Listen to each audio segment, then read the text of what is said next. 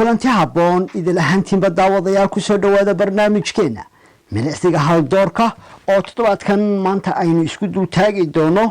barnaamij aanu faafinay jimcihii shalayto oo ku saabsanaa saami qaybsiga somalilan iyo cabashada gobolka awdal barnaamijkaas oo ka baxay alool media t v ayaa hadalhaynta uu dhaliyey waxa ay kaliiftay in aanu mar kale isdul taagno waxaa khadka si toosa inoogu jira cabdilaahi bootaan warsame oo ah siyaasi si qoto dheer u falaqeeya uguna dhuundaloola arrimaha saami qaybsiga iyo cabashada gobolka awdal haddaynu cabdilaahi dhowr su-aalood aynu ka weydiino aragtidiisa ku aadan arrinkaas waxaa hadda aynu ku soo dhoweyneynaa cabdilaahi bootaan ku soo dhawow alool media t v milicsiga haldoorka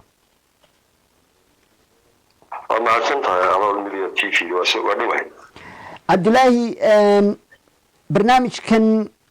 kii ka horeeyey sida aad ku daawatay waxa aynu kaga hadalnay cabashada gobolka awdal arrinkaas oo aanu ka warhayno in aad si weyn u falaqaysid amaba aada uga hadashid ugu horeyn maxay tahay aragtidaada guud ahaaneed ee ku aadan cabashada gobolka awdal ee saami qaybsiga golaha wakiilada bismillah alxamdulilah wasalaatu wasalaamu calaa rasuulillah horta waan daawaday barnaamijkaasoo online ah sax tabashada awdalna waan maqlay markaa mid horta waxa weeye hadallada xanafta le ma fiicna ee jawaabahay ma fiicna waan gartay waayo awdal xaq bay u leedahay inay cabato waan inay gartay wax sheegato waxaana ay noqonaysaa in la qanciyo sax bani aadamka ama ummadan la waxa qancin kara waxa weeye cadaalad waan gartay marka anigu aragtidayda waxaan ku dhiibay bogga aan ku leeyahay facebooka sax marka in badan markaan falanqeeyey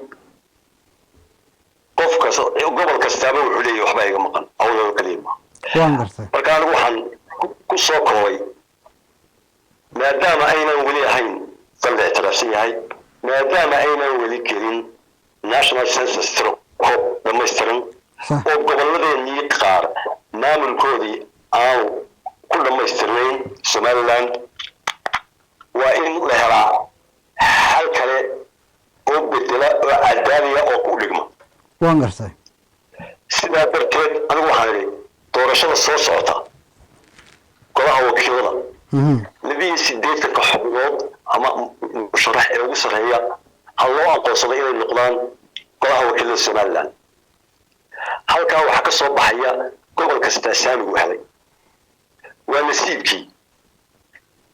laakiin cabdilaahow markaa taasi waa tekeniyo ugu cadaaladda dhow laakiin haddii midna anigu ma waafaqsani waan gartay midna ma waafaqsani in la yidhaahdo gobolkaas waxba kama maqna iyo gobolkaasi awdaloo kale waxaad moodaa onlinekii in siyaasiyiinigii horeysa ay sheeganayaan carqalad bay wadaan waan gartay anigu ma aaminsani inay awdal carqalad wado ma aaminsani awdal gogashii lagu soo dhisay institutionska somaliland national charterkii iyadaaba dhigtayba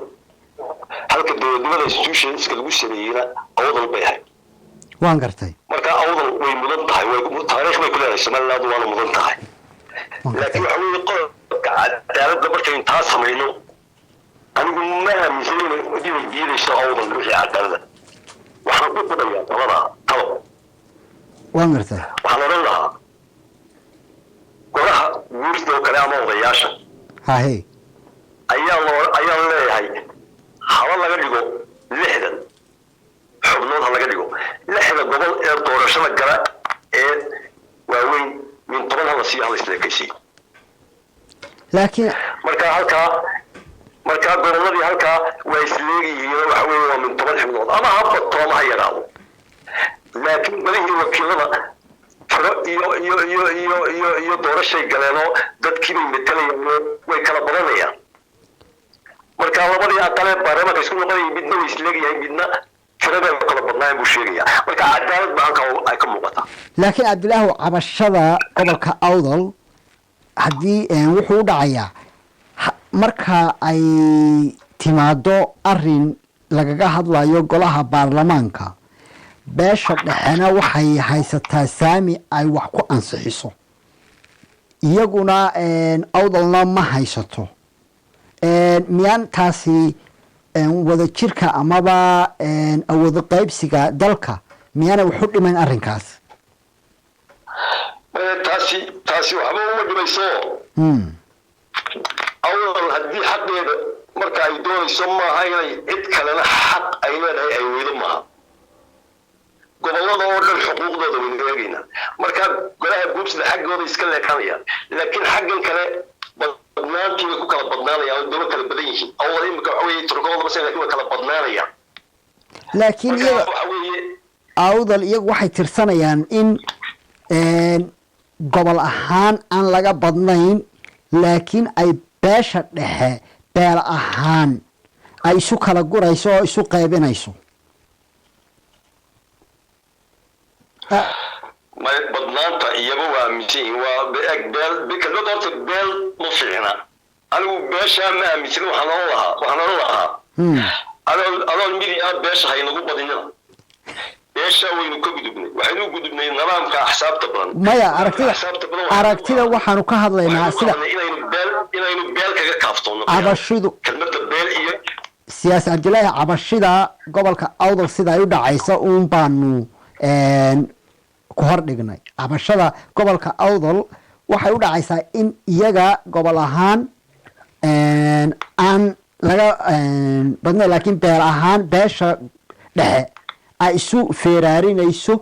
oo ay isu kala gurayso oo 3-4 gobol ay sheeganayso sidaa darteedna markaa golay wakiilada la yimaado arrinkii beesha dhexe ay isku filan tahay oo wax ansixin karto xisbiyadii hadday tahay ay isku filan tahay 3 xisbiba ayagu guddoominayaan saami qaybsigii kale dowliga ahaa cabashadoodu way badan tahay horta beesha haddii la yidhaahdo beel baa dulman beesha maanta dulmani waa beesha gabooyaha gobolba iyadu ma laha meelay ku aadan tahayna ma laha laakiin beelahan kale gobollay ku abtirsadaan oo gobolladay waxooda kula soo baxaan mid waan ogolahay executive iyo hay-adaha institutionska dowladda in laga sinaado oo si cadaalada loo qabiyo waa xaq tusaale maxkamadda sare oo kale in beelaha kale loo dhiibo waa qodob weyn oo muhiima si balanskii dowladnimo u hagaago laakiin taa laftigeeda cabashadu inkastoo saldhig ay u tahay golaha wakiiladu haddana cabashada waxaa ka mid a hadday tahay jananada ciidanka hadday tahay maxkamadda sare hadday tahay wasiirada ugu tunka weyn leh hadday tahay tan baarlamaanka laftigeeda cabashadu way badan tahay waxaan ku waafaqsanahay awdal executive-ka iyo institutionska dowladda ha laga sinaado waa ku saxan yihiin laakiin qodobka wakiilada aqoon-yahankooduna waa ogyahay waxay imanaya golaha wakiilada had iyo jeer tiraa imanaysa xubno baarlamaaniyaa imanaya waxaa iila muuqataa anigu qodobkaa waan ku celinayaa haddii laysma dhawaayo 82 xubnood ee ugu sarreeya ha loo aqoonsado inay yihiin golaha wakiilada laakiin taasi miyaanay bal taa laftigeeda miyaan gobolada qaarkood oo markii horeba tirsanayay in ay hargeysi durkiso miyaanay kusii fogaan karin oo aanay khatar ku keeni karin midnimada somaliland midnimada halkaas kama keenaysa laakiin institutions waxay ku salaynayaan gobolada kale ama waa nala ka badan yahay hay-adaha kale ayay xaqooda ku ilaalinayaan maxkamadda sare ku ilaalinayaan waxay ku ilaalinayaan executive oo ay qayb wanaagsan ka qaataan laakiin halkaa golaha wakiilada haddii doorashada la galay nidaam qabaliya haddii wax lagu qaybeynayo waa qayb qabaliya dib loogu noqonaya laakiin hadday noqoto doorasho dee gobolladu way kala badnaanayaan oo imika haddii aad soo qaadato tirakoobkii ugu dambeeya soomaaliya dee gobolkii waqooyi galbeed iyo gobolkii togdheer tirakoobkoodu aad buu badnaa awdal saddex wixii wada haya marka waxaan oran lahaa qodobkaa tirakoobkaa inta aynu gelayno ee aynu noqonayno dowlad xuduudaheedii iyo maamulkeedii soo koobtay dowlad deegaanadii beelaha bariga oo dhamme ay soo galeen maqla ee aan doorashada gelin aan ku sii salayno war siday goboladu u kala calaf qaadaan tirada golaha wakiilada si loo soo baxo loo kala qaato waayahay cabdilaahi cadaalad la helayo haddii taa lagu galo oo tusaale ahaan hadda matalan ay hargeysa ay ka soo baxaan xildhibaano ku saddex laabma gobol kale oo dalka ka tirsan miyaan taasi isku dheelitirka iyo awood qaybsiga golaha baarlamaanka miyaanay wax u dhimayn waaye maxaa diiday cadaalad baynu doonaynaa haddii hargeysa xaq u yeelato inay hesho 25 ama 28 baarlamaana maxaa u diidaya waa cadaalad inaad cadaalad adigoo doonaya qof kale xaqiisa aad duudsidana maaha waxaynu doonaynaa waa cadaalad somaliland u siman tahay oo wada qancisan weeye markaa ma in ay hargeyso oo madaxtooyadii haysata oo hargeyso hay-adii haysata oo wasaaradii haysata oo airportkii keliya haysata in haddana golaha wakiiladana ay sadbursimo intaa leg ay ku hesho ma taasaa cadaalad aada u aragtaa maya dee labada ha isku qaldin midna waa executive waxaad sheegaysaa midna waa golihii wakiilada executive-ka hargeysa hadday maanta haysato berito ma haysanayso bal laakiin iyagu waxay u arkaan cabashada awda waxay u dhacaysaa in waxuba ay yihiin by design oo sidan loogu talagalay oo airportka halkan la keenay oo hay-adaha la yidhi gobollada kale amni daraa ka jirta hargeysa jooga la yidhi oo la yidhi wasaaradaha sida wadamada kale qaarkood mar la soo jeediyey in wasaaradaha la qaybiyo oo taa laftigeeda lagu ururiyey halkaas marka iyagu cabashadooda waxay u dhacaysaa in wax ay tan laftigeedu ay tahay by design ee executive-kuba aanu sidan ahayne design sida loo dejiyey sadbursimo ahaan hargeysa lagu siinayo ay tahay taasina ay keenayso in dee lagu sii kalaa awoodba tu-un taa hargeysa gobolada kaleba awdal way la qabaan sool iyo sanaag iyo togdheer iyo saaxil iyo awdal intu way la qabaan waana waafaqsanahay inaanay waddanku noqon one city waxaan habboon in la dhiso madaarada awdal iyo togdheer iyo sanaag iyo sool intaba la dhiso way tahay xaq bay u leeyihiin in waddankana magaalo keliya lagu soo ururiyo maaha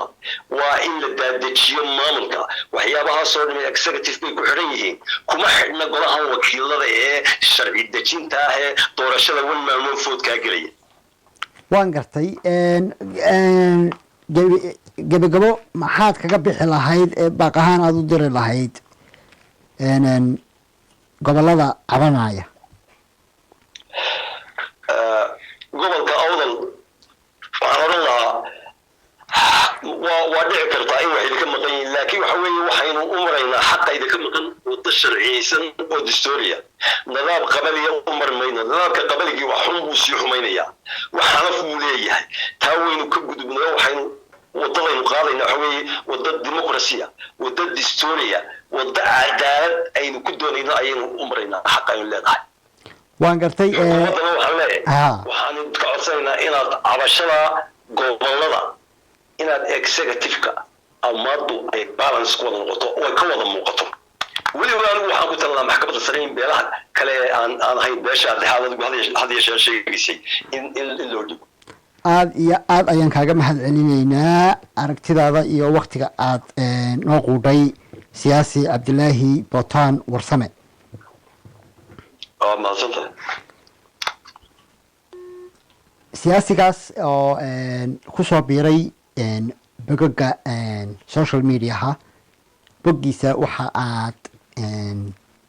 kala socon kartaan siyaasi bootaan oo hadda shaashada idinka muuqda aragti badan oo ku samaysan siyaasad iyo aragti fog ayaad ka dheehan kartaan